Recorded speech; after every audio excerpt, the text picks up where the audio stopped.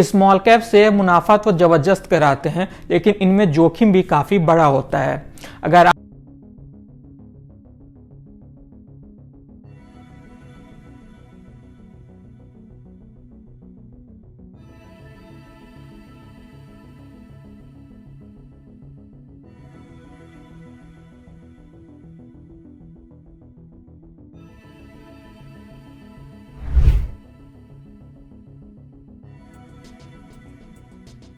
7 common mistakes बता रहे हैं जिन्हें आपको स्मॉल कैप में निवेश करते समय जरूर ध्यान रखना चाहिए। तो आइए वीडियो शुरू करते हैं। नमस्कार, मैं हूं विक्रांत और आप देख रहे हैं मनी कंट्रोल हिंदी। पहली मिस्टेक है कि स्टॉक में गलत समय में एंट्री करने और जल्दबाजी में बाहर निकलने से बचें।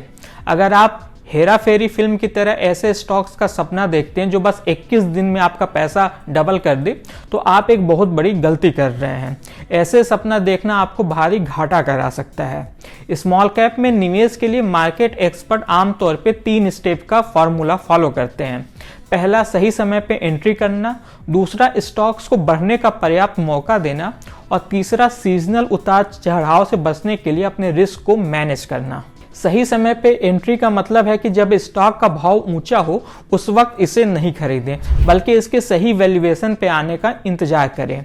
नुआमा प्रोफेशनल क्लाइंट्स ग्रुप के संदीप रैना ने बताया कि स्मॉल कैप शेयरों में जितना अधिक रिटर्न मिलने की संभावना होती है, उसमें जोखिम भी उतना ही अधिक होता है।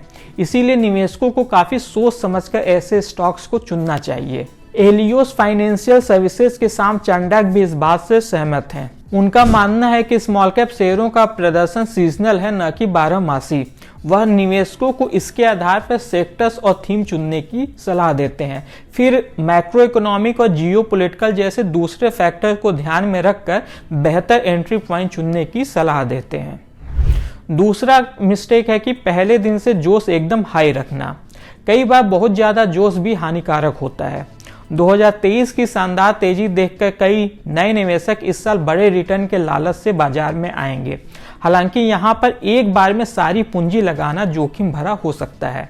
बाजार में कभी भी मुनाफा वसूली या दूसरों कारणों से गिरावट आ सकती है। स्मॉल कैप शेयरों में यह गिरावट और तेज होती है। ऐसे में अपनी पूरी पूंजी एक बार में निवेश करने का जोखिम लेना एक बड़ी गलती होगी। इसकी जगह समय के साथ निवेश को धीरे धीरे बढ़ाना सही रणनीति हो सकती है। तीसरी सावधानी है कि पीई को वैल्यूएशन के बराबर नहीं माने।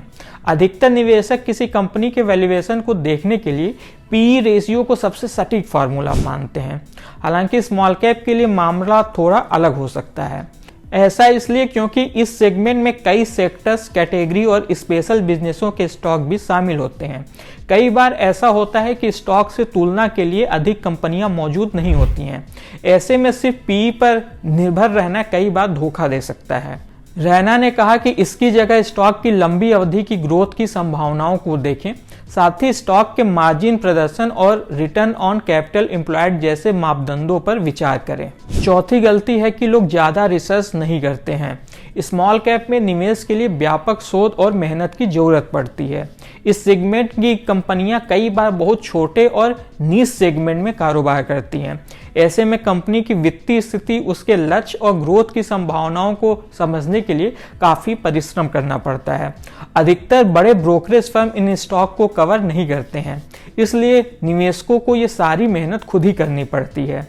शाम चंडाक ने कहा कि निवेश करने से पहले कंपनियों की कम से कम 2 साल की सालाना रिपोर्ट को जरूर पढ़ें। उसके बिजनेस मॉडल, रेवेन्यू के स्रोत, रेवेन्यू पे असर डालने वाले कारकों की जानकारी, इसके कॉम्पिटिटर और मैनेजमेंट की टिप्पणियों को लेकर एक पूरी समझ विकसित करना जरूरी है। 5वीं कॉमन मिस्टेक है स्मॉल कैप सेगमेंट में बड़े निवेशकों को नजरअंदाज करना। हमेशा उन शेयरों पर नजर रखें जिन्हें बड़े इंस्टीट्यूशनल निवेशक खरीद रहे हैं। शाम चंडाक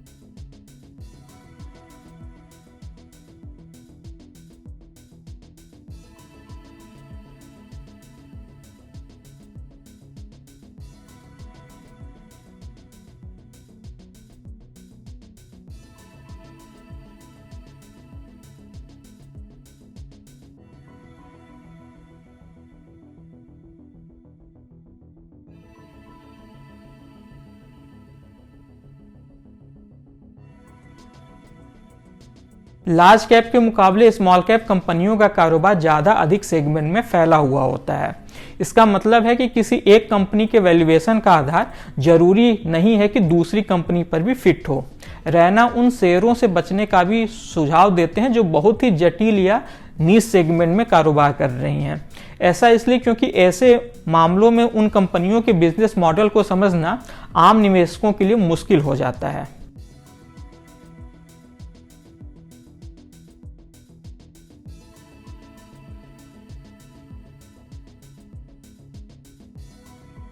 अगर किसी शेयर का फ्री फ्लोट कम है तो यह एक जाल हो सकता है जिसमें फंसने की बजाय आपको दूर रहना चाहिए। अनुभवी फंड मैनेजर पंकज टिब्रेवाल बताते हैं कि जब फ्री फ्लोट कम होता है तो शेयर बहुत कम निवेशकों के हाथ में होते हैं। बड़े निवेशकों के लिए ऐसी स्थिति में शेयरों की कीमत को ऊपर लेकर जाना आसान होता है और शेयर ऊपर जाता देख कई बार छोटे निवेशक इन्हें खरीदकर फंस। इसके अलावा कम फ्री फ्लोट के चलते स्टॉक से बाहर निकलने की संभावना भी सीमित हो जाती है। इस खास वीडियो में बस इतना ही। आपको यह वीडियो कैसा लगा हमें कमेंट कर जरूर बताइएगा। बिजनेस और स्टॉक मार्केट से जुड़ी ऐसी ही खबरों के लिए आप हमारी मनी कंट्रोल हिंदी की वेबसाइट को विजिट कर सकते हैं। इसके अलावा आप हमें यूट्यूब, फेसबुक, इंस्टाग्राम और एक्स यानी कि ट्विटर पर भी फॉलो कर सकते हैं। Thank you.